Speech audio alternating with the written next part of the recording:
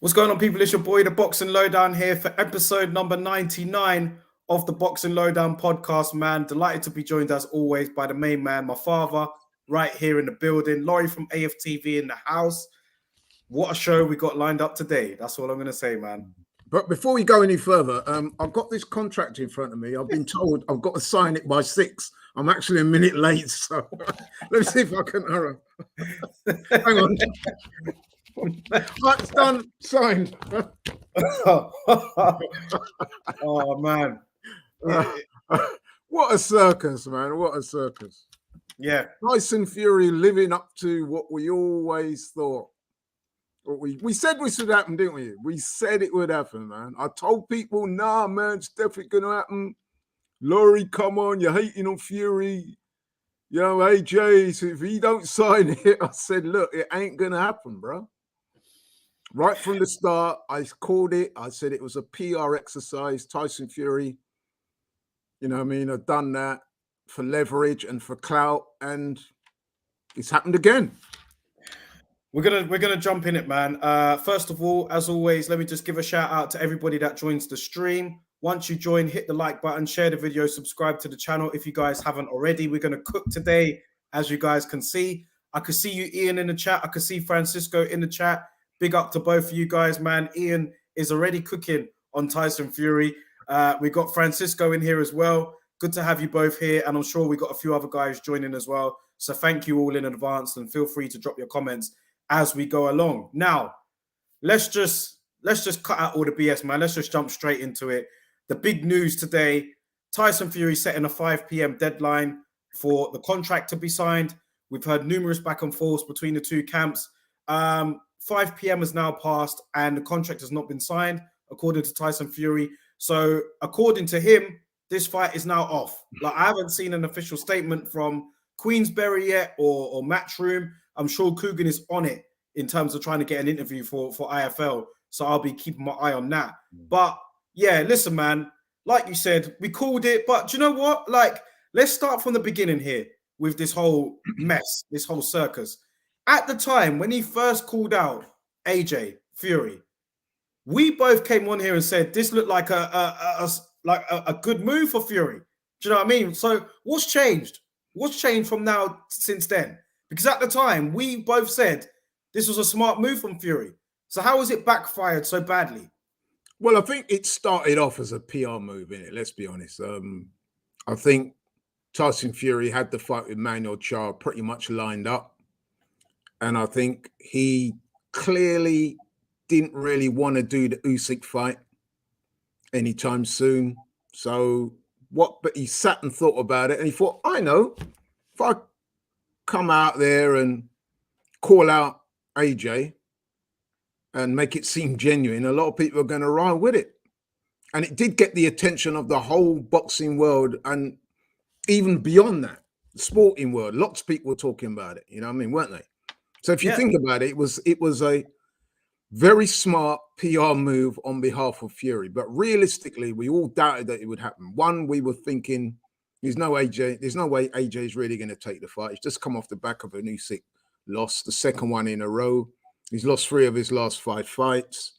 He had the meltdown in the ring. It would suggest that mentally he's not in a great state.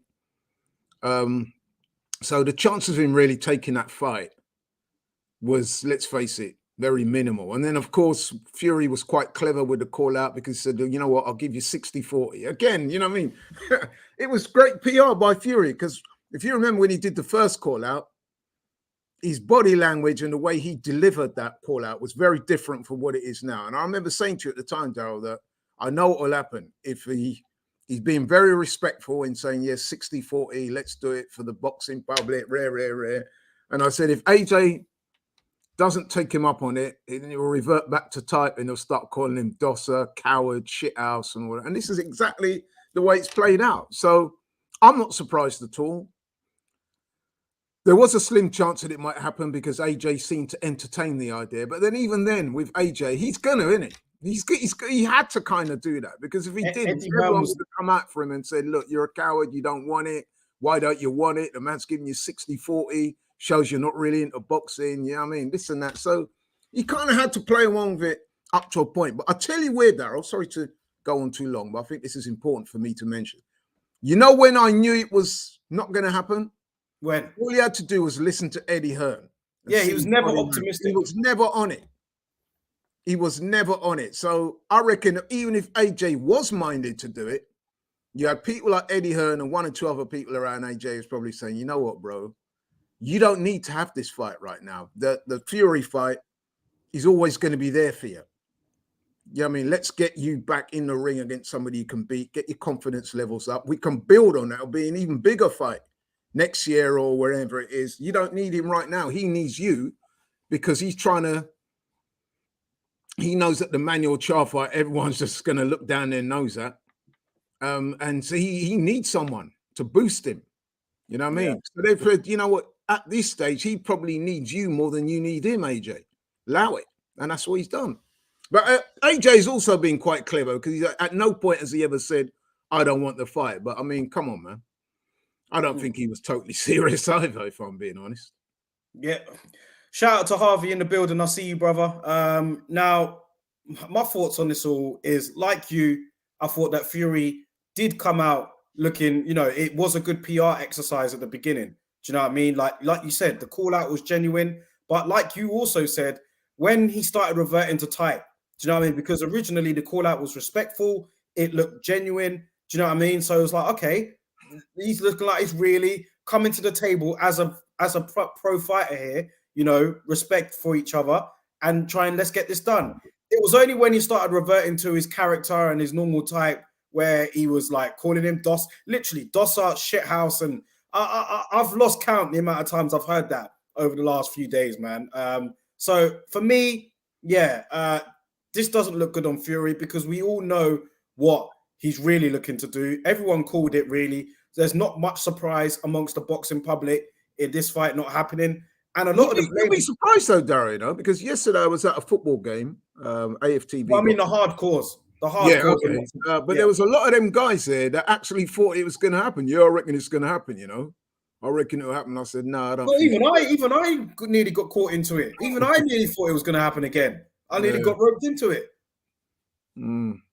No, I must admit, I never truly thought it was going to happen, to be honest. And like I said, as soon as I started hearing what was coming out of Eddie Hearn's mouth, that kind of convinced me that fight weren't going to happen. I'm seeing even journalists like Dan Raphael, all them, look, a lot of them are calling out Fury for his BS.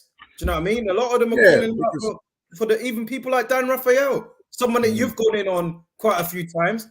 People like him are just had enough of the BS, man. And if he does go ahead with this Charr fight, if it does happen, what is the WBC president going to do? Is he going to sanction this? I'll tell you what he's going to do. Accept the bag. That's what he's going to do. Is he going to sanction? How is he going to justify sanctioning that? How is Frank Warren and Bob Arum going to justify putting that on pay-per-view? That's what I'm looking for. You know what they use as the justification? We tried to get AJ. We offered him 60-40 and he turned us down. That's why I said it was a PR move from the start. They knew they had the Manuel Charr fight. I mean, even today I saw someone posted on Twitter, Manuel Charr going in on Joshua. It was so cheesy, man. I'm like, how much did Tyson Fury pay you to say that when you know you've already got the fight with him lined up? All it is, Daryl, is just an exercise in bluff and double bluff. When it all goes down the pan, he's going to turn around to the public. And a lot of them are gullible enough to believe it and say, look, we offered AJ 60-40, very acceptable terms. He said he was going to sign it. He was mucking us about. I had to give him a deadline because he's had the contract now for over a week, blah, blah, blah.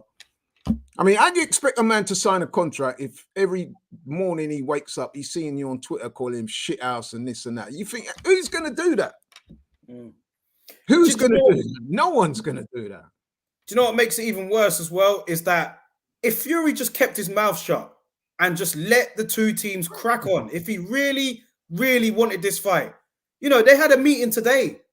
Like Zone and BT had a meeting today. It was well publicized. Frank Warren and Eddie Hearn said there's a meeting between the networks on Monday. However, Tyson Fury has set a deadline of Monday to get it done. How much did you really want this fight, bro? Yeah, exactly. And then you're giving the man a deadline of Monday. Normally, when people set deadlines on dates, it's to 12 o'clock that night, yeah, the end of the day, he set a 5 o'clock deadline. He didn't want that fight, man. It's just PR, bluff and double bluff, like I've said. And a lot of people fell for it.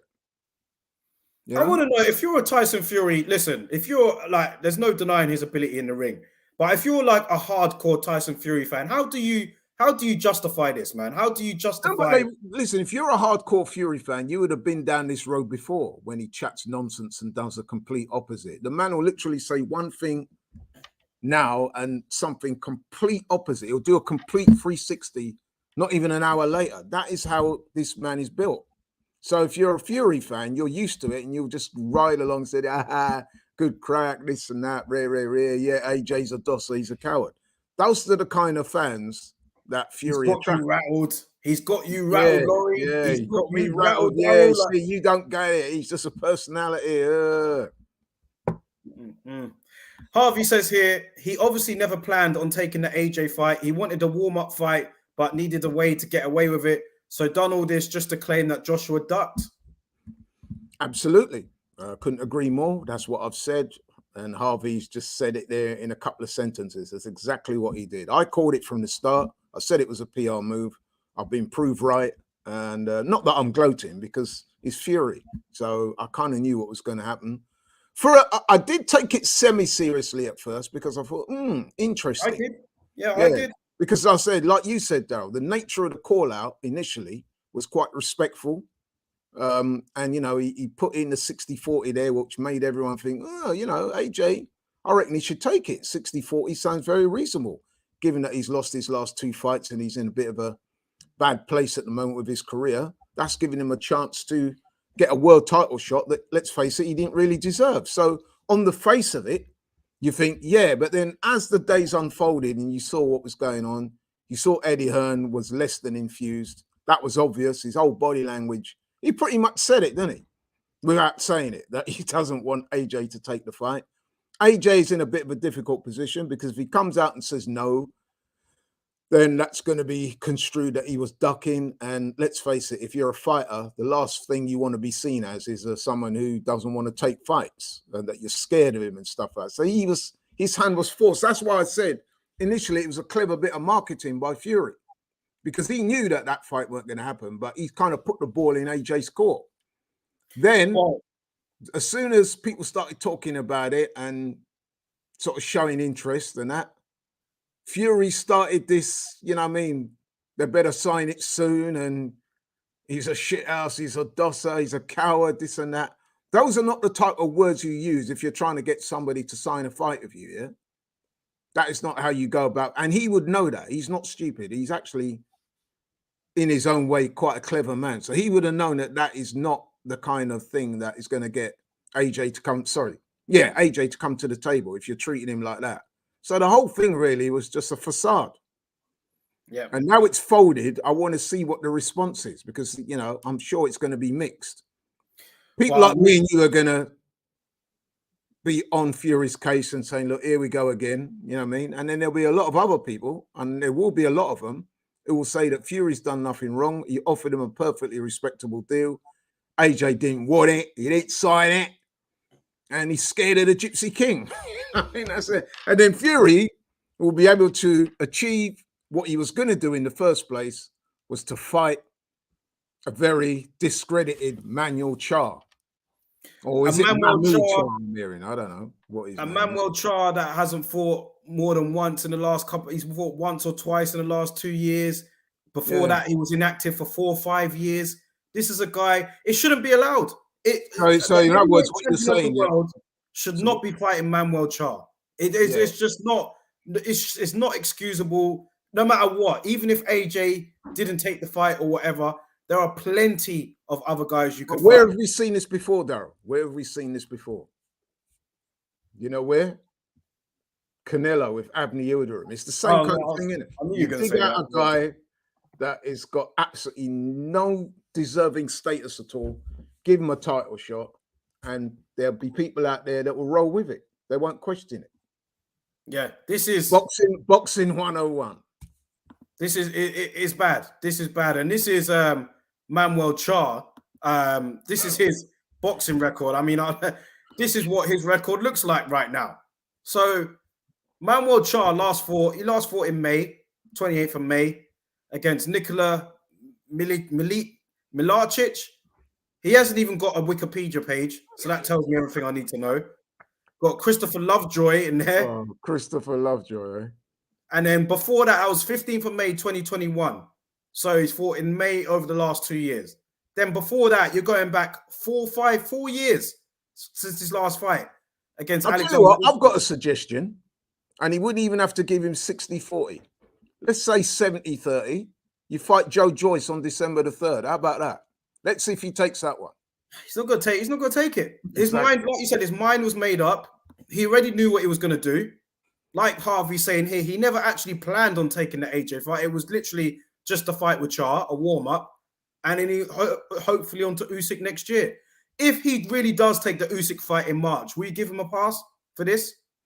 If he takes the Usyk fight in February, March, would you give him a pass? I wouldn't really give him a pass because I just think that this was a load of nonsense. Even though I acknowledged at the start it was a clever PR move, but it's almost a clever PR move that's backfired now because we've been able to see right through it. So what started off as a good PR move has kind of imploded because it's kind of gone bad, hasn't it? It's kind of gone cheesy. Yeah. But yeah, listen, man, at the end of the day, he will beat up on Manuel Charr, say that AJ's scared of him, and then we may see the Usyk fight. I get the impression that Tyson Fury is not overly infused with taking that fight. That's my immediate. I'm not saying he's scared. You know, I know people, oh, what you think he's... No, it's not that. I just think for whatever reason, well, there are a few reasons that we touched on in previous show. I don't think Fury is really overly infused about taking on Usyk. In fact, I would go as far as to say Usyk wants to fight more than him. That's the body language I'm getting from the two guys. What I'll say for Fury is if it is confirmed, I think the only way how I will really even remotely accept, like remotely, even not even, I won't say accept, I will say not say anything. You know what I mean? The only way how I'll just leave this is if Fury came out and said, look, signed, terms agreed, Usyk in February, March. I'm having a little run out against Manuel Charr, but my fight with, like a bit what Canelo did with Yildirim. Do you know what I mean? Like he had that Yildirim fight there, but we knew that he had the fight with Billy Joe straight after that. If he has the fight with Usyk locked in, signed, confirmed, date, poster, everything, then I'll just be like, you know what, whatever, man, with the Charr thing, it's really about, I can wait a few months for Undisputed. That's the only way how I'll just give it a little, not even a pass. I'll just not even think about it. I'll tell you what, I will take him fighting Manuel Charr if he does fight over Usyk or Joe Joyce early next year. Yeah. Because let's face it, the Manuel Charr fight's going to happen whether we want it to or not. It was always going to happen. Like I said, there's a PR move. There was a lot of bluffing and counter bluffing going on between him and Joshua and the two camps. It was never really going to happen. And here we are. The 5 o'clock deadline has gone. No fight. You know what I mean? So, no. But like I said, though, there'll be a lot of gullible people out there who thought the call out was real. Yeah, which is the sad thing about it, really. I mean, like, you know, you can't really, with fanboys, man, as we've come to see over the years, you can't really tell them anything when it comes to their favorite fighter. So I'm waiting for AJ to release another rap diss. You know what I mean?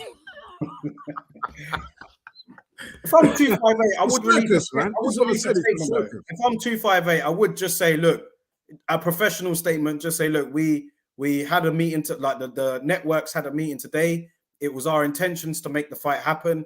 Unfortunately, due to the unrealistic deadline that Fury imposed, we weren't able to get what we wanted to get done in time. We're looking forward to move on with our career.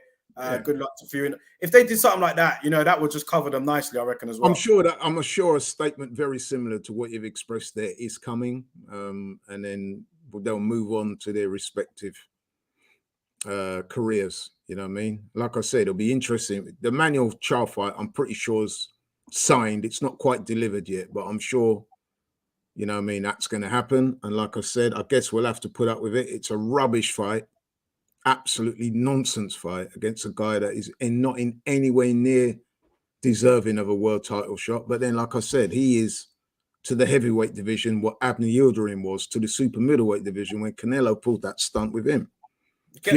Fury's doing pretty much the same thing, eh? Get some VAR to test him for that fight as well, man. Because see the way how that Charr looks, man. Where I don't know if he could indulge in steroids for the rest of his time. He's got no chance against Tyson Fury, none, absolutely no chance. I would put my mortgage on it. I'll put your mortgage on it as well. He has got no chance. Yeah, you know what I mean. If Tyson Fury was to no, you know what? I'm not even going to go there. No, he's got no chance against Fury. Let's leave it at that. Let's talk about someone, and he knows it as well. Let's talk about someone that does have a chance against Tyson Fury. I'd say Joyce, and I'm just waiting for you to gloat. I'm waiting for you to come out here and say, "Yeah, you told me so." All that. Like, I'm waiting for it, man. Like, I'll take it. I'll take it. No, but you know what it is right now? You were not the only one to get taken in. I was, you know what? I'm going to keep it real. I was kind of surprised, and I said that to you on the show, didn't I? I was kind of surprised that you went for Parker, given that in the past you've been quite critical of Joe Parker, as I have. And it seemed that you were taken in by his previous, let's face it, good performance against Derek Chisora, but an aging, shot-worn Derek Chisora in his late 30s or whatever it is a completely different proposition, man, to the Juggernaut, even though the Juggernaut is not that much younger than Chisora, but he's a whole different animal. And I say animal in a very respectful way because Joe Joyce has attributes that no one else in that heavyweight division has in terms of his engine, the amount of punches thrown. Do you know, Daryl, that he threw in excess of 800 punches in that fight? There are many lightweights and featherweights that don't throw as many punches as that in their fights. And he hits, and they're not just tippy-tap punches, are they? The majority of them are hard clubbing blows. Even you saw Joe Parker's face.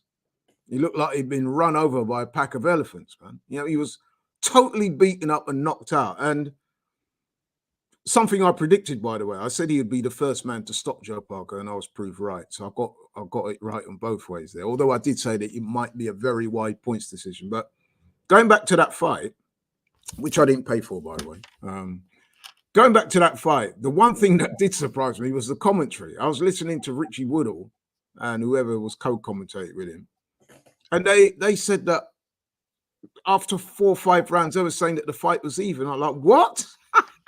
Are you mad? Like, and they seem to be basing that off the fact that Joe Joyce would dominate for like 2 minutes, 30 seconds. Joseph Parker would have some success with a couple of right hands over the top or a couple of hooks that landed. And then they would say, yeah, I think he won that round because he threw the better quality shots. And I'm like, where did he get that from? But anyway, it was redundant because what I said would happen happened. And that's just that Joe Joyce too much for him, bro. As he would be for the vast majority of fighters in that, he was simply too much. And I would say as well that you have to give Joe Joyce some credit for his boxing ability in this fight too, because he varied his shots. He went to the body, he went to the head. He kept the jab in Parker's face all night, and he wasn't as easy to hit as he has been in some of his previous fights. And then I would give Joe Parker credit because he showed that he is indeed a real Samoan warrior, man. He took some hellacious shots. He took a beating. And the fact that he went 11 rounds is testimony to his heart and desire and grit and his conditioning. So, yeah. Got a lot of comments in here. Harvey says here, Joyce versus Joshua or Wilder. Big T, we've got Big T in the house, man. Big up Big T, as always. Nothing but love, man. Good to see you here. We saw a few of these comparisons, man. The modern day George Foreman, Dwayne B saying it as well. Joe Joyce has a touch of the big George Foreman about him. Mr. P, Joe Joyce is one scary, hard puncher. He's got heavy hands. Harvey says here, I had it 4-2 to Joyce after 6. And Parker's eye was closing up after Parker. Yeah, for me, I picked Parker, but in the back of my head, I thought to myself, Joyce could very well win this. But I just, you know what? Let me just say it anyway and stick to it. Just I think you were taken. To be fair, I think you were taken in by the rhetoric that was coming out of the camp with Andy Lee, Tyson Fury, and all that lot. I think that and the whole old adage of you're only as good as your last fight, I think that might have paid me for the prediction for this one, because Joyce didn't look good at all against Christian Hammer, whereas Parker, even though it was against Chisora, an aging Chisora, he did look pretty good. So that whole, you know, you're only as good as your last fight cliche kind of fell me into it a little bit. But yeah, Parker, after 2-3 rounds, man, he looked like he was really up against it. He looked like he was really working hard. Even the rounds that he won, he was putting in so much effort just to win those rounds. And Joyce was look, I can carry on. I can step it up another level. He could easily have done another 4 or 5 rounds, easy. And it he really wasn't even blowing at the end of the fight. Do you see the way he celebrated in the ring? Yeah, he was just very calm and casual, man. Like it didn't break a sweat. So I'll tell you now, a lot of people are talking about Wilder. He beats Wilder for me. Well, that's what I was going to come to. The fact, like, a lot of people were saying on Twitter and online, what happens if Wilder lands that shot on Joyce? He eats it. The hardest punching heavyweight in the world right now, one of the hardest punchers going, you know what I mean? Like, in history, really, in the heavyweight division, one of them.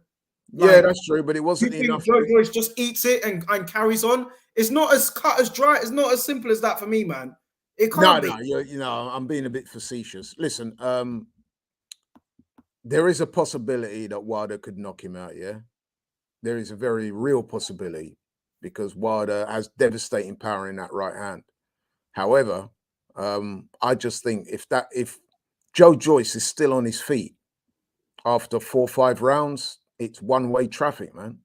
He does the same thing to Wilder, probably sooner, because I think that Joseph Parker has a better chin than Wilder does and better legs. I just think that Joyce walks through him, man. I think, seriously, I think he walks through him. I think, you know, that's a great fight on paper. But to me, I think it's also a pretty easy fight for Joyce. As long as he don't get chinned in a couple of rounds. Because I said this before, that fight with Elenius comes with inherent dangers, because I think a similar type of thing with him, if you don't get Elenius out of there in the first 5, 6, 7 rounds, if Elenius is still there, 9, 10, 11, that's not good news for Wilder, because he's never had the best boxing skill. And I just think that after coming off the back of those 3 fights for Fury, especially those last 2 fights, that 3rd fight, you remember him face first knockout, bro, after getting beaten up. Blood coming out of his ears, side of his face pushed in. You know what I mean? There's a lot of mileage on Wilder now, man. And then where's his confidence level at? Supposing he lands a big shot on Elenius and Elenius don't go. Then he gets taken to that dark place again. You know what I mean? And even if he gets through Elenius, man, Elenius is no Joyce. You know what I mean? So I'll be backing Joyce all the way in that one, bro. And that's no disrespect to Wilder. I just think we've seen the best of it. I honestly believe that we've seen the best of the Bronze Bomber, and there's no real coming back from it. He may be successful at a lower levels. You know what I mean? He could well beat Elenius. He could well get him out of there because, again, Elenius is former sparring partner of Wilder. So I'm not so sure how much he's going to come to win, if you know what that means. How much of the sparring partner mentality he still retains. You probably have a respect for Wilder, which means that he probably won't let his hands go as much as he should do. The thing is going back to Joyce against Wilder, man. Look, I've been guilty of it. I've picked against Joyce now a couple of times. But when I think about it, man, like, yeah, it may look clunky, it may look awkward, but this guy, man, let's not forget what he's actually achieved. His achievements. He was a world-class amateur, a top-tier elite national amateur for our country. And he fought around the world. He's beaten guys, beat Hrgovic, Joyce did. You know, lost to Usyk, fair enough, but got to the Olympics, should have won the gold medal, according to a lot of people. You know, well, we all saw that he was robbed blind. he was robbed with a gold medal. That was up there with Roy Jones's robbery. Yeah, that was and Floyd Mayweather. You know, when Floyd Mayweather got robbed, that was on that type of level. He got robbed, man. Yeah, so he should have got that gold medal. So really, like, yeah, it may not look pleasing on the eye to you, but it's extremely effective in the ring. And you talk about amateurs. I saw amateur fight he had the other day back in 2014, I think it was, with Fraser Clark. He stopped Fraser Clark. Fraser Clark was hanging over the rope, exhausted, battered, bruised. That's what Joe Joyce does, man. That's why I said years ago when he turned pro, I said that moniker, the Juggernaut, is the most apt moniker in boxing, because that's what he does, bro. He's a big Mack truck that runs people over. Okay, so Fraser Clark was one of those that gave him a lot of credit, by the way. He said that he felt that Joe Joyce would stop Parker. But what was for Joe Joyce now? Called out Usyk, called out Fury. Fury don't look like that's going to happen. Usyk, there's potential that could happen. He's the interim champion. Usyk doesn't have a fight at the moment. I said he'll be back next year, but who knows what's going to happen with the whole Fury situation. If Fury does fight Charr, then the Usyk fight could be an interim fight in the middle before that undisputed fight. It would make sense because Joe Joyce is the interim title holder. How are we looking at that fight now? I think he's got a chance against Usyk or Fury. Because, like I said, he's got attributes that are unique to the heavyweight division. I've already spoken about his gas tank, the volume of punches he throws. He's also got an incredibly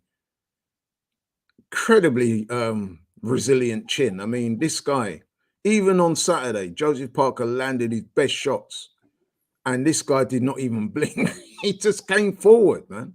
If anything, it made him come forward even more. Yeah, it kind of woke him up. And I would argue that Joseph Parker hits, hard. Well, I wouldn't say he's a knockout puncher, really. He's not a one-punch knockout puncher, but he does get your attention. And he can hit. I would say he probably hits as hard as Usyk does. Maybe not as hard as Fury, but you know what I mean? But anyway, it would appear that Joe Joyce has a incredibly resilient chin. We've heard the stories about his bone density tests where they say he measures 6 times the average man. Listen, man, he's going to be hard work for anybody. And if he's motivated and on it, which at this stage of his career, he's going to be. This was another reason why when Andy Lee, a man I respect, was talking his crap about it being easy fight, I was like, bro, who are you trying to kid here? Maybe you're trying to boost up Joe Parker's head, but easy fight? Are you kidding me? Joe Joyce is not an easy fight for anyone in the heavyweight division. Not anyone. Big T says here, I've watched Joe Joyce spar AJ up at GB, and he's a nightmare. He's no joke. Joe Joyce. There you go. I've heard those stories as well. Although I heard that they sparred a lot, and most of the time AJ would get the better of him. That's what I heard. I don't know, but I would imagine that they were very competitive spars. And then you got to remember, AJ at that time would have been, you know what I mean, at a slightly higher level. So that may have accounted for it. But right now, as Big T says, I'm not going to argue with Big T. He says that Joe Joyce is a problem, and I co-sign that, man. He's a real problem, not just a problem. Real problems, bro. What about AJ then? I mean, it's just there are so many mythical matchups we're putting Joe Joyce in right now. Nothing close to being signed, but he's just literally had a fight. But the AJ fight now, how does that go? Do you know what I mean? Would Joe Joyce be the favorite for you in that fight? Like, all right, I was just saying hello to one of my AFTV brethren. Yeah, you know what? That AJ fight, that's another one. I mean, the heavyweight division at the moment, man, it's intriguing because you still got those guys that have been around for a few years that are live. And then just beneath that, you got the likes of Jared Anderson, Filip Hrgovic. There's an Italian guy who's good. You know what I mean? There's a few of them knocking around, man. You know what I mean? So, and then you got Wilder. These rankings ain't been updated because Fury's not in there. This is the rings, but Fury's not there because he gave up the belt. Parker's still there. Joyce has obviously beaten Parker now. So would that elevate him to third? Would you put him there and have those two above him? I'd have him above Wilder. Wilder's coming off back-to-back stoppage defeats. So what has he done to deserve being number 2? You know what I mean? Yeah, I'll definitely have him above Wilder. Obviously, might see Joyce versus Zhang, the Chinese guy. That would be a good fight because Zhang's a big unit and he comes to fight. Yeah. And he'd probably take that fight. You know what I mean? He did well, very well against Ergovic. A lot of people said they thought he won. So Joe Joyce versus him would be a great fight. Again, I would expect Joe Joyce to win. But yeah, man, there's some intriguing fights in the heavyweight division.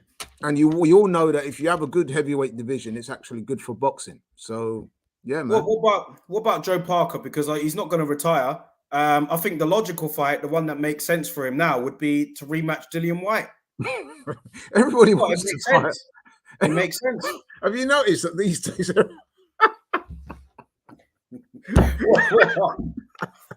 Everybody wants to fight poor old Dillian Whyte. Well, that makes sense for Parker. You know what I mean? Like, he lost to Dillian Whyte. I'll tell you a good fight. He's got a version of a world title, supposedly, that he won in America the other day. Daniel Dubois rematch versus Joe Joyce. I don't think Dubois will take it. No, I'm talking about Joe Parker here. Like, Parker, oh, right. Sorry, Joe Parker. Yeah, I mean, like, that's a rematch with Dillian Whyte. Do you know what I mean? Like, he lost that fight. Yeah. You feel like he can win the rematch. At this stage, although, you know what it is? Like, I've got, my theories about boxing. When you've gone 11 rounds like that and been beaten up in most of the rounds and then knocked out the way he was, because there was a school of thought to suggest that Andy Lee should have thrown in the towel. I did tweet the 9th and 10th round. I think it wouldn't have been out of place if he pulled him out. And you're actually saving your fighter from what happened to Joe Parker, which is that he got brutally knocked out. So depending on how much that has taken out of Joe Parker, which, let's face it, it's got to have had. I know he's only 30, but when you're getting battered like that, man, you know what I mean? It's not a good look. And then to get knocked out on top of it. So I would suggest that he too needs to be a bit careful in his comeback fight, man, because, you know what I mean? You don't know how much that beating would have taken. Let's be honest, it was a beating. I don't care what anyone says. He was beat down, man. So, yeah. So what I'm saying is, I would imagine that he would beat Dillian at this stage. But who knows how much that fight's taken out of him as well. Parker versus Wilder, says Francisco. Yeah, that's a good fight. It's an intriguing fight again. Yes, yeah, yes. That's what I'm saying, man. The heavyweight division right now is live. It's live. It's just a pity that Tyson Fury is engaging in all this nonsense, man, because we got the fights that we wanted to see. The heavyweight division would by far be the best division in boxing, wouldn't it? Yeah. But, you know what I mean, every time we think we got something going, you know what I mean, Tyson Fury manages to throw a spanner in the works. And we've seen this with Fury before. You know what I mean? He wins fights and then he just goes missing, and then there's all this hullabaloo and circus as he's going to fight next. It's no good for the sport. No, it's not. I agree. Quickly moving on to the other fights over the weekend. Shakur Stevenson dominating Conceição. Before you go on, I will have to say this, that it was a very good performance, a very good win. But what we can't forget is that he did breach, contract terms here. He didn't come by his contract weight. So there will always be an asterisk by this win, even though, listen, I'm not saying that the weight would have affected the outcome, but the fact that he missed weight is always going to be shown like, he dominated Conceição. It was a good win, but he didn't make the weight. He lost his belt on the scales. We have to hold him accountable like we do everyone else. You're right. You're right. You're right in saying that. It was unprofessional of him to not make the weight. Some people would go further than and say that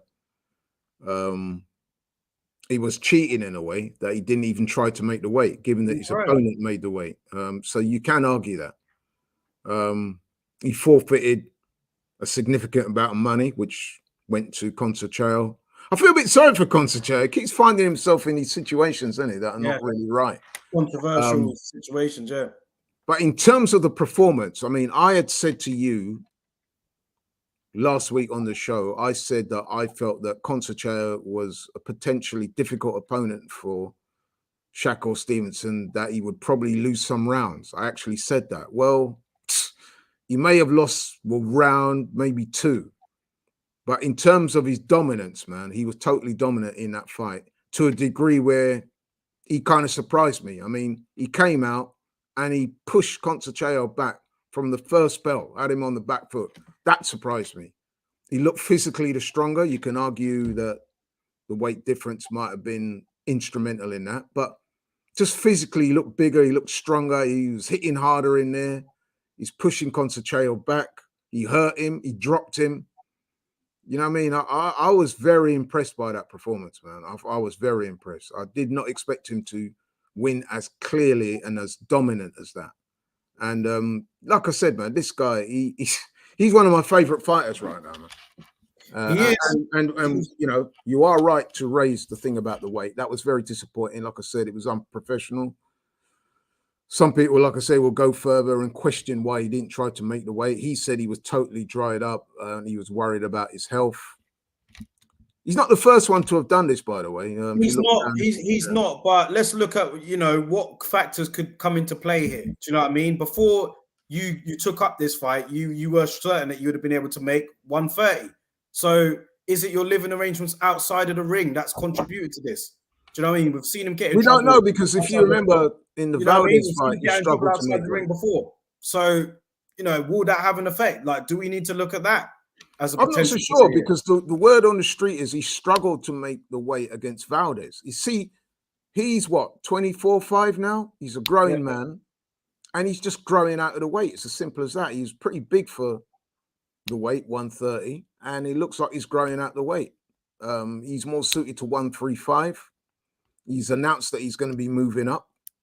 You know, it was disappointing that he didn't make the weight, I have to admit, because it did kind of take away from the performance. But if we're looking at just the performance, I have to say I was very impressed, because I expected Conceicao to give him a more difficult fight than he did. In the end, it was an easy fight, really, wasn't it? Let's be honest. It was an easy fight for him. And I did not expect that. I mean, and it's not like Conceicao weren't trying. Conceicao did, or tried to do, what he always does, was to throw a lot of punches and be awkward and, you know, things like that. But he wasn't able to achieve it. Yeah. Well, listen, with the move up now, he's expected to move up to lightweight. He's obviously relinquished the belts. Lightweight is, of course, star-studded in terms of some of the names that are at that division. However, we're literally begging these guys to fight each other, man. It's like pulling teeth at the moment. But we do have Haney and Kambosos fighting in a couple of weeks in that rematch that nobody wants. We got Loma in action soon in October as well. There is Ryan Garcia and Tank Davis, whether they're going to make that fight at 135 or whether they're going to make it at 140. Both of them are kind of flirting with the 2 weight divisions at the moment. But listen, there are some good fights to be made there. And it's good to see Shakur Stevenson and Devin Haney engaging in a friendly rivalry, man. They're obviously friends, but like, you know, they're making it known that, look, they'll fight each other. And this is what I like to see. This is why I like both of them, because both of them really appear to be on fighting anyone. I can't say the same about the other two, Tank and Garcia. My thing is, Haney and Stevenson, I think that they will fight each other. My thing is, why should they fight? I mean, they're both representing America. I mean, get them fighting. Get them fighting, man. Just get them they fight. Both represent America. Why should they fight? Let them fight. I know what you're saying. You're talking about the whole Mexican thing, aren't you? Yeah, they both represent America. Why should they fight? Why should Ryan Garcia and Tank fight? They're both American. It just shows how folly that is, isn't it? How much folly that. Anyway, yeah, man. Listen, that lightweight division, like the heavyweight division, man, is stacked with talent, and I want to see the best against the best. Now, you're right. Devin Haney and Shakur Stevenson are friendly towards each other, but they're also super competitive guys that are going to want to be the number one in the division. So if that fight does happen, I would love to watch that fight. And I know some people will say, oh, it's going to be boring because none of them are knockout punchers, blah, blah, blah. But from a technical skills point of view, that would be great to watch. Because I class myself as a boxing fan. Styles make fights, and it's not just all one way with me. Sometimes when I see two fighters just lock horns and just throw punches, and I mean, people seem to think that's great. Sometimes I get bored by those fights too, because they're not exhibiting any skills. You might as well be watching two guys outside a pub. I love to see the sweet science. I mean, I was thoroughly entertained by Shakur Stevenson's win against Concentrate on Friday in the early hours of Saturday morning, because I saw great skills on display. I saw a man literally stand in front of Concentrate. Concentrate couldn't hit him, and every time he missed, he was countered. Beautiful boxing, man. I mean, listen, I'm not trying to be condescending towards fight fans or casuals, but I don't see why somebody wouldn't find that entertaining. Hit and not be hit. I mean, come on now. It's not like he's running around the ring. Did you see Shakur running around the ring? He doesn't run. The man's literally standing right there, slipping the shots, coming back with counters, using his jab, using angles. This is brilliant boxing. Like, if you've got kids that love boxing, show them a video of Shakur Stevenson fighting and say, look, this is how you box. You don't all have to be like Conor Benn and throwing all these punches and, yes, Conor Benn's got a great style as well, but, styles make fights. I'll tell you what, styles. Keyshawn Davis looked brilliant as well. He did. On the undercard. He did. Looked very, very good, man. One for the future. One for the future for sure. Yeah. But I would regard him as a slightly more aggressive version of Shakur. But then that could be down to the level of opponent he's fighting at the moment. Yeah. But Big up Conrad here in the building. He says here, I've got to admit, Laurie called, don't flame him up. He says here, Laurie called Joyce Parker well. I underestimated him too, man. You're not the only one, Conrad. I did as well. Because you know what it is right now? It's aesthetics, isn't it? People look at him and think, he looks big, slow, and awkward. He can't be possibly that good. As soon as he gets in there with somebody decent, they're going to beat him. And then you had Andy Lee chatting that nonsense about it's an easy fight. He had people believing that, my man's got a bit of hand speed, foot speed.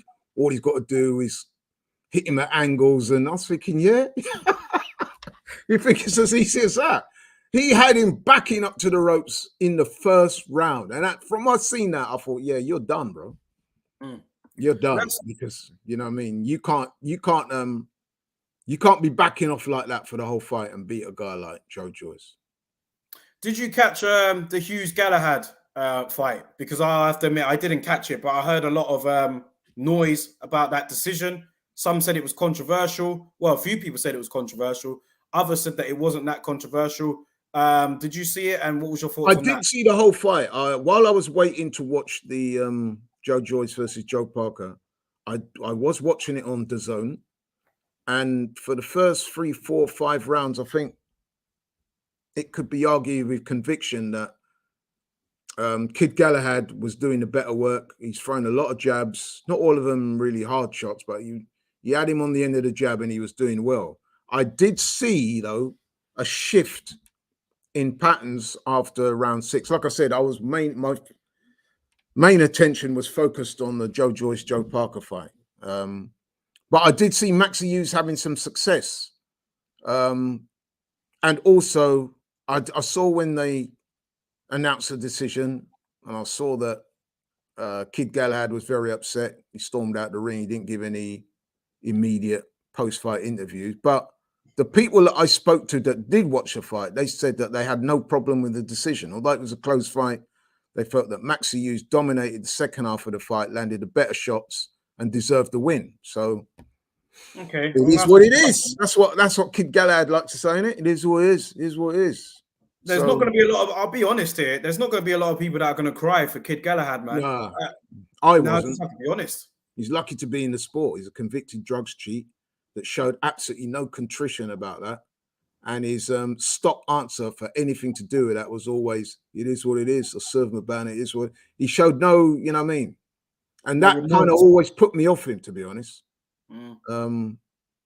Because I don't, you know yourself, Daryl, I hate drugs cheats in boxing. And the way he handled that whole thing, man, I just thought, nah, very arrogant. Yeah, it didn't sit well with me the way he handled that whole affair. So I've never been his biggest fan. Although I will give him credit, man. He's a very good fighter. So Does he if have a Maxi future Hughes did still? beat him legitimately, then that's a good win. Although Galahad was coming up a couple of weights, so I'm sure that helped. Does he have a future Maxi Hughes. still? Sorry? Does he have a future still, Kid Galahad? He can drop back down, can't he? He's got But a future, is but he a let's hard face it, he's sell? much depreciated, yeah, because the trouble with him is he's not the most exciting fighter to watch.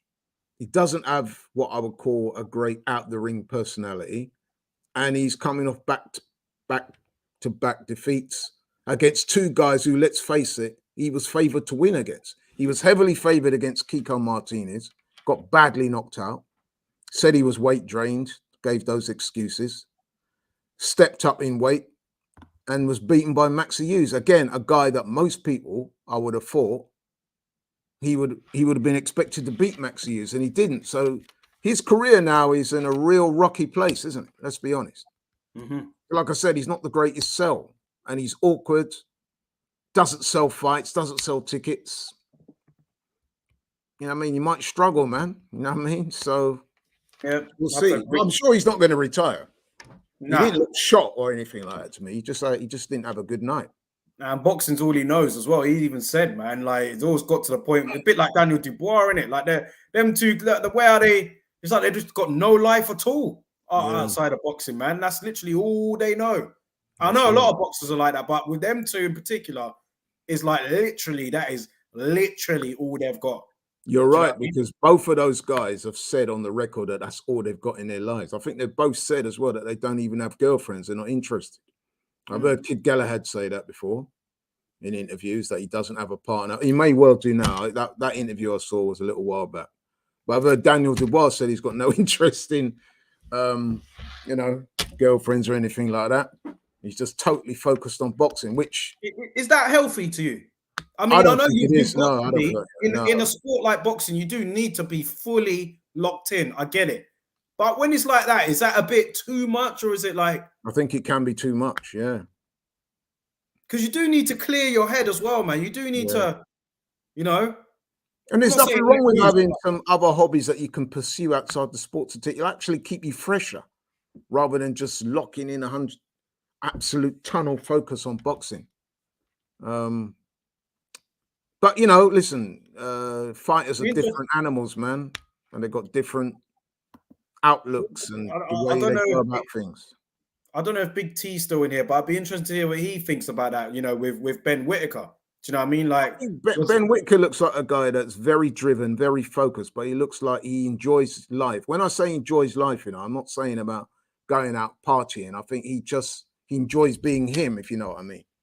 So I don't think he's going to be one of those guys that when he's not boxing, he's sat down watching video after video. You know what I mean? When the time comes to train, I'm sure he's 100% locked in. And also, I would imagine that he's one of those guys that even when he's not training for a fight, he's always in the gym learning. And that's what, but when you get home, you know what I mean? That's when you need to be able to release and do other things, other hobbies, other pursuits, and just, you know what I mean? Keep a fresh mind rather than just be totally locked on one thing for your whole life. I think that can have a bit of a detrimental aspect, but hey, like I said, everyone's different, man. It's brief. Can we fast forward? I just wanted to get your thoughts on the guy that threw the flowers on the floor to Mayweather. You see that before the fight? Floyd got his flowers. That's what he's always after, isn't it? That's what. But listen, let me tell you something about this fight here. Yeah, well, I'll say fight, but Floyd didn't have it all his own way in that first round, man. Even up to the knockout win, that guy was kind of. I'm not saying he was winning, but he was like. Was he touching him up? Was he? Floyd, he didn't have time to showboat or dance or anything like that. He didn't have time to do that. Floyd didn't, man. That guy was tagging him a little bit. So with Floyd confirming this next fight with Deji in Dubai, like, you know what I mean? I'm starting to think that narrative that a lot of people portraying about Floyd must be true, you know. I think he must have some tax problems or something like that. Because let's face it, he's had tax problems before. He had tax problems before. I'm starting to think that there must be some truth in it now. because this guy's supposed to be retired and he's literally begging YouTubers to fight him. He's literally begging YouTubers to fight him. I just think it's nonsense, man. And I think that guy who did that to him as well, the Japanese guy who threw the flowers on the floor, I think, don't get me wrong, I'm not condoning that. That was classless. But also, I would have to say that kind of hints at the disrespect that people have for Floyd. I just think people don't like him, man. They don't like him. I just think that people are seeing that act for what it is. And I think the way he carries himself is poor. I think that whole leeching off the sport thing is not a good look. And I just think he's just, I know he probably don't care. Floyd is a narcissist. Narcissists don't have any emotions towards other people, so they don't care. So I'm sure that's the case with him, but he's making such a fool of himself, man, that, okay, you're getting some millions for it, man, but what you're doing to your legacy and how people see you as a man is just, I would have thought it would be worth more to him than that, but clearly not. Maybe it is going to the tax man. Who knows, man? It must be, man, because I know he loves the clout and everything that comes with it, but the way he's pursuing this stuff leads me to believe that it must be money oriented or motivated by money, even more than clout. Before I was saying it must be 50-50. I think Floyd is one of those guys, he just can't face people not talking about him. But the more I deep it, the more I'm starting to think that he's got some issues with money. Don't get me wrong, he's not broke, but I think that lifestyle that he leads and, you know what I mean, and everything else that needs to be paid for ensures that he has to keep doing this stuff. Big up Earth Extremities here in the building. He says here, or she, sorry, I don't know, but they say, I would like to see Laurie versus Expressions do the full rounds for entertainment. Expressions is young enough to be my son, number one. Number two, me and Expressions get on very well, so I've got no desire to go in there and knock him out, which is what I would do if we fought. No. Listen, man, nah, I don't think like that, bro. My name's not Floyd Mayweather, you know what I mean? So, no, I've had my time in boxing. I enjoyed it. It was hard, but it was rewarding, and I can look back on it with pride. I've got the trophies and at home and the memories and the experiences and the skills I picked up that I still, you know, use when I'm in the gym, when I go to the gym 3-4 times a week. But I did my thing, man, and I'm happy with that. I'm not one of those that need to go into a ring to show people, yeah, I've still got it, and calling out people like Expressions that's never boxed before. I mean, what would I get from that, really? I'd get a bit of clout, maybe, but what would I, you know what I mean? I'm not really built like that, bro. You know what I mean? Your Fu says here, he is Money Mayweather at the end of the day. So he's just kind of living up to his nickname. But what does he stand for, though? His whole legacy now is just one where people just have a real light regard. I mean, you saw what that guy did to him. You saw that, bro. I mean, exhibitions they're not nothing new, are they? And, you know, a lot of fighters in the day have taken part in them. Even Ali took part in 3 exhibitions. But it was very different, you know what I mean? man. This guy's pursuing YouTubers to fight them. You're supposed to be like an ATG, 50 fights unbeaten, the best ever. And there you are, literally begging Deji to fight you so you can get a few more million, so you can try and rip off the public for a few more quid. It's just in very poor taste for me, man. And even this latest escapade, he's having to go to Japan because I think most people over here in America are just fed up with Floyd Mayweather. They just want him to go away. I mean, the guy's supposed to have a stable of active fighters. He's not getting any fights for them, but you're going across the world to fight some nondescript guy that's never boxed before in some stupid fight. And then you got a man in the ring dashing flowers down at the floor for you. Like, it's just embarrassing, bro. But then he probably don't care because he's thinking, yeah, I'm getting paid 15 mil, whatever it is. Some people regard that as a good thing. But okay, me, it's very sad. Well, last one we'll touch on this before we go. Big up WM here.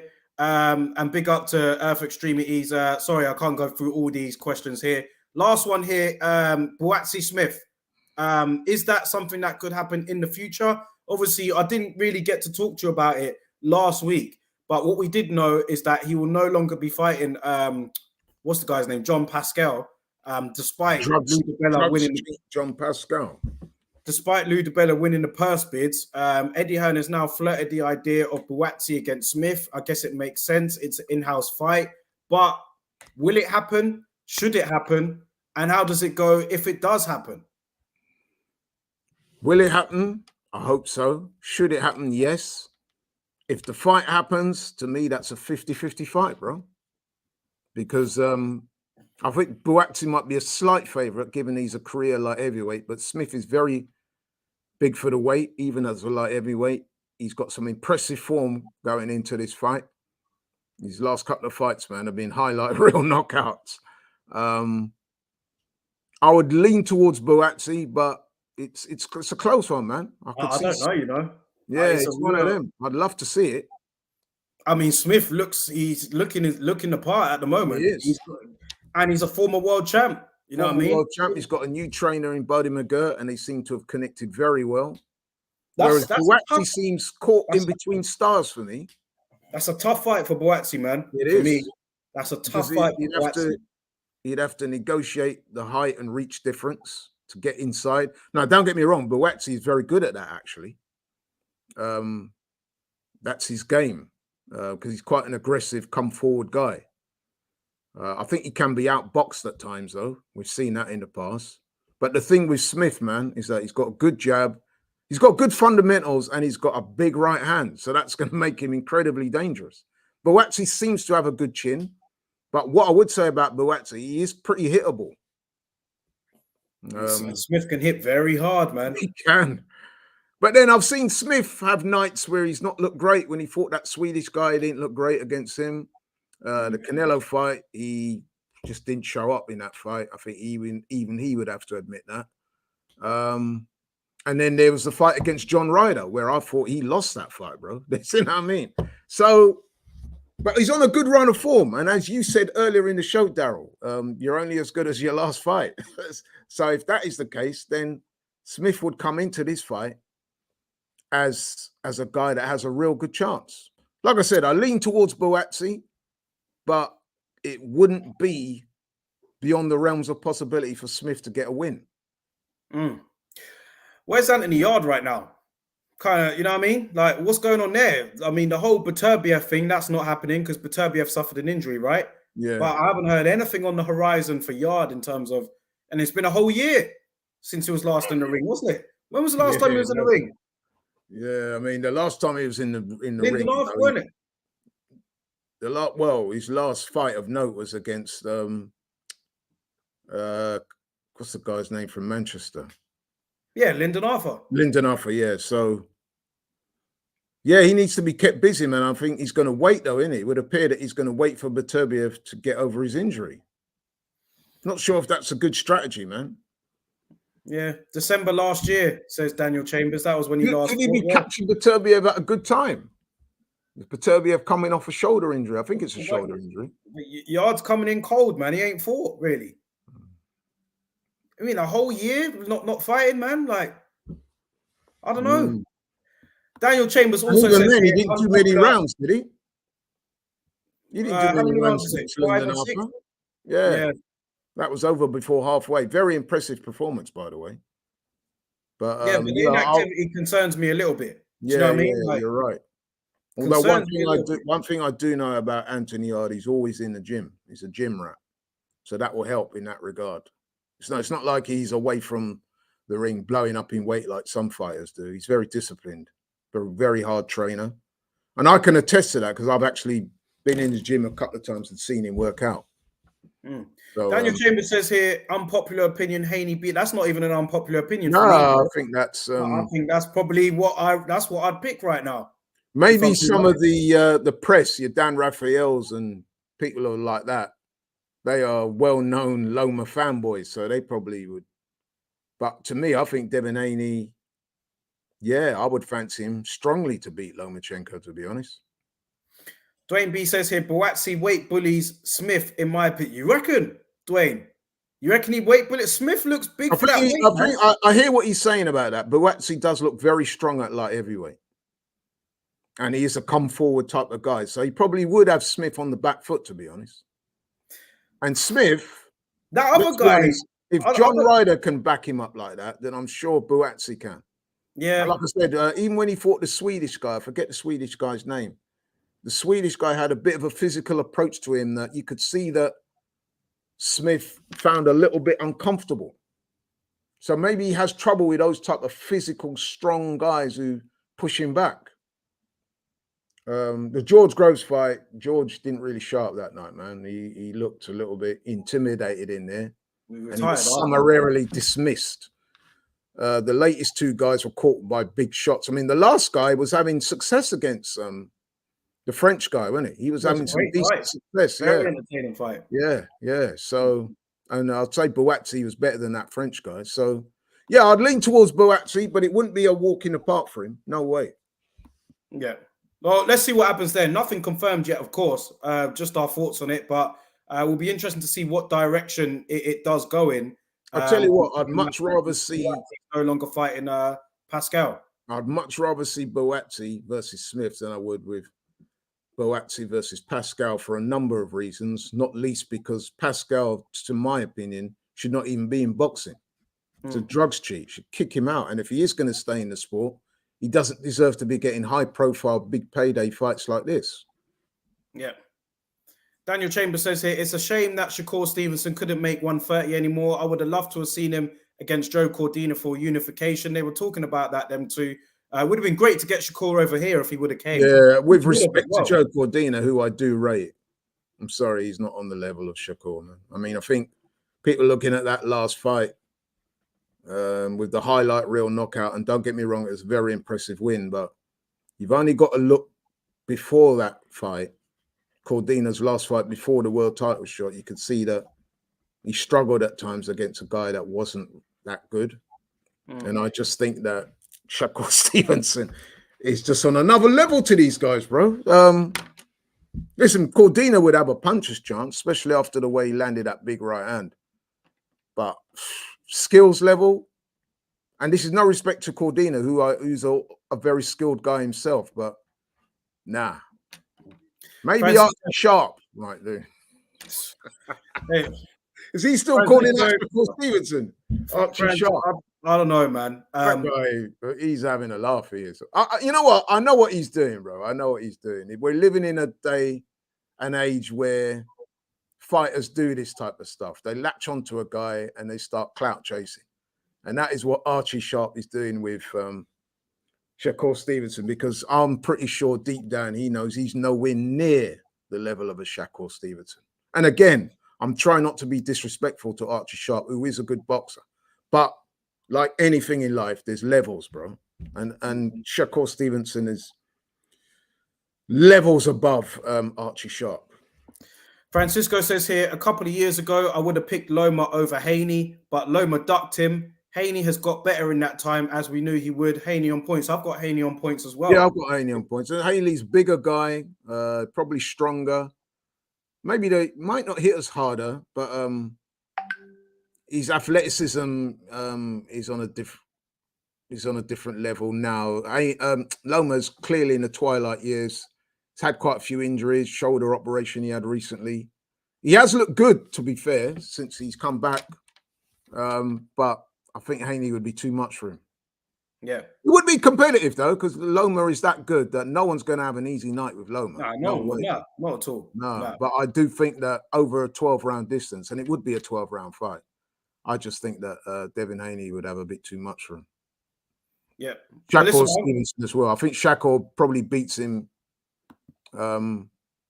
easier than Haney would, because I think the difference in those two fights is that whereas Haney might allow Lomachenko to back him up, I don't think Shakur is going to allow. Can you see Shakur Stevenson letting Loma back him up? I can't see that. I think he'll plant his foot in the middle of the ring and try and push Lomachenko back and counter him every time he comes in. I think that's what you got to do. I think that's what you got to do. I think that's what Haney would have to try and do as well. Whereas I think Haney sometimes is content to let people come to him. Yeah. Use the jab and counter, whereas Shakur is slightly more aggressive in his body language, insofar as he's looking to push you back. That was why I was so impressed about him in his last couple of fights. He did it with Valdez and he did it with Conceicao. He Big up pushed those Ryan here. He guys says back, here, man. Ryan says here, Haney's best win is still an old ass Linares. Haney still ain't proven well. He's undisputed champ, bro. Yeah, that's You're silly, being a bit bro. harsh, Ryan, man. He beat Kambosos Jr., who was an unbeaten fighter that was coming off a career best win against Teofimo Lopez. And Teofimo beat Loma. So you can't really do this, bro. You can't say, you know what I mean? That was a very good win by Devin Haney. He went into the man's backyard, yeah, and relieved him of his belts. And he did it easily as well. He hardly lost a round in that fight. So how could you say that? I just think with Loma at the moment, like, just hasn't fought that often now, getting older, had a long career and an excellent, unbelievable amateur and pro career. But like, I just think now, just getting a bit on in age and like getting the injuries, I just think the young guys are starting to come through, man. For young man sport, especially at those lighter weights. Heavyweights is a bit different. You've seen Joe Joyce, 37 years old. He does what he does. But then even then, Joe Joyce is a special type of fighter. You don't get many guys built like that or can do what he does in any way. Like I said, man's throwing 800 punches in a round for a heavyweight. Remarkable, phenomenal. But Devin Haney and Shakur Stevenson and people like that, Ryan Garcia and even Tank and the other, the likes of, these guys are young guys. With Haney and Shakur, they're not even in the prime of their careers yet. Whereas Loma, like you said, had 390 odd amateur fights. He's had WSB fights. Now he's on the pro circuit. He's been a professional fighter for a number of years. In recent years, he's had injuries, operations on his hand, on his shoulder. He's not the same guy no more, man. I mean, against a certain level of opponent, like the two he fought in his comeback. That was a great performance against the Japanese. Again, what was he looked great. He looked back to vintage Loma there. Yeah, and Comey, but those were opponents designed for him to look good against. Slow, not very technical, skillful fighters. But when you get a young guy in the prime of his career, full of ambitions, full of self-belief, superior to Lomachenko in terms of their athleticism and stuff like that, you know what I mean? It's very hard to see how Lomachenko's going to overcome that, the size difference. You know what I mean? The reach and all that. I just can't see it. Over 12 rounds, I can't see it. Don't get me wrong. Like I said, he's a great fighter and he will be competitive against those guys. But I don't expect to see his hand get raised. Ryan says here, you can't just say it's a young man sport. Chocolatito, he's how old? He's still upper tier. Yeah, that's true. Has he fought anyone like Haney and Shakur Stevenson? He's not, has he? He's not fought guys that are like on that level. I know it's different weight class, but the comparison is nevertheless the same. He's not fought anybody young and in their prime like that. He's not. So, you know, it's a different ball game. I mean, like I said, against most people, Lomachenko will still probably beat them. But I just think that these guys, your Haney, your Shakur Stevenson and people like that, man, they're a different breed. Young guys, superior athleticism, longer reaches, in the primes of their career. I just think it's a little loaded against Lomachenko, I'm afraid. But that's my opinion. Well, listen, man, we're going to wrap it up there. You know, great chat there. Big up Ryan, big up Daniel, Francisco, Harvey, Ian, everybody that joined today. Don't forget to hit the like button on the way out, man. Share the video, subscribe to the channel if you haven't already. I don't think there's any actual fights this weekend, is there? Is Lewis Neary fighting? He might be fighting, but I don't think there's any like actual. There's no standout ones. No. Yeah, not this weekend anyway. So kind of got a little break there. But if any news does come in, I'm sure we'll hear more about the AJ Fury situation. So we'll jump on when we can. But in the meantime, guys, thank you all for joining. Enjoy the rest of your evening. And Laurie, I'll let you close it out. No, man, thanks for the opportunity once again to come on and air out my views. And if people, you know, enjoyed the show, then that's even better. So, yeah, man, looking forward to doing the next one. You know what I mean? In the meantime, everybody keep safe, keep well, and be careful, man, because the weather is starting to get real cold out here now. I was actually cold today in London, man. That's the first time I can say that in many months. You turned the heater on yet? Yeah, we did. in the building. Yeah, we had it on. It's cold, bro. Not yet, man. Gotta wait till October for that, man. But listen, man. We'll catch you guys very soon, man. Enjoy the rest of your evening, and yeah, take care for now. Big up, big up.